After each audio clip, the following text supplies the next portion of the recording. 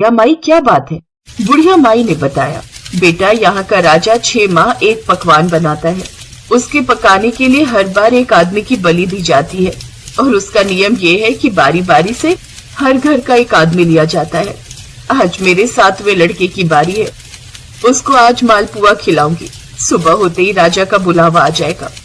उस लड़के ने बुढ़िया से कहा, माँ चिंता मत कर, कल तेरे लड़के के बदले मैं चला जाऊंगा। बुढ़िया ने कहा, दूसरे के बदले कौन मरता है और मैं तुझे क्यों भेजूं? लड़के ने कहा, नहीं मैं तो जाऊंगा। ला माँ मालपुए मुझे खिला। सुबह होते ही राजा का सिपाही आया। बुढ़िया ने उस लड़के को उठाने के लिए बर्तनों की आवाज की और बड़बड़ाना शुरू कर दिया। लड़के की आंख खुली, वो बात समझ गया और जाने के लिए तैयार हो गया। जाते वक्त उसने अपनी लाठी और कंबल बुढ़िया को देते हुए कहा, माई मैं आकर ले जाऊंगा। बुढ़िया ने कहा, मैं संभाल कर तो रख दूंगी, पर मैंने तो जाते हुए को आज तक वापस आते नहीं देखा। पर यदि तुम विश्वास रखते हो तो ठीक है, भगवान तुम्हारी रक्षा करे।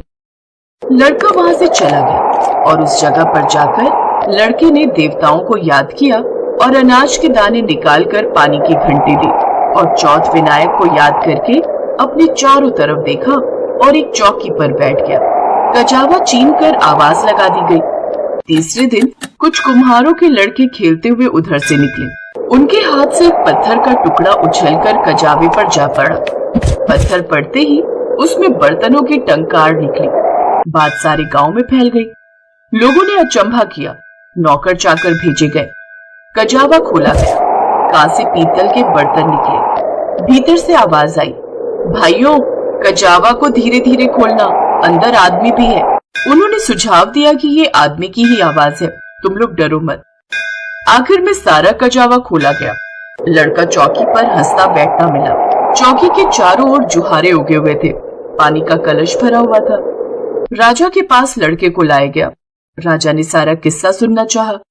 लड़के ने बताया कि मेरी माँ चौथ विनायक का व्रत करती थी और उसी ने आते वक्त मेरी रक्षा के लिए ये अनाज और पानी का कलश दिया था। राजा ने भाग्यवान लड़का देखकर अपनी लड़की का विवाह उससे कर दिया और चौथ का व्रत करने का ढिंढोरा पिटवा दिया। कई दिन बीत गए। राजा के बेटों की बहुओं ने ननद को ताना मारा कि बाई जो पेट से निकले हांडी से नहीं। राजकुमारी ने अपने पति से कहा, माए जहां मायका और सास जहां ससुराल। लड़का भी बात समझ गया और उसने राजा रानी से आज्ञा मांगी और राजकुमारी को लेकर अपने गांव की ओर चल पड़ा। गांव के पास पहुंचते ही देखने वालों ने बुढ़िया को खुशखबरी दी। बुढ़िया को विश्वास नहीं हुआ। उसने उपलों के ढेर पर चढ़कर देखा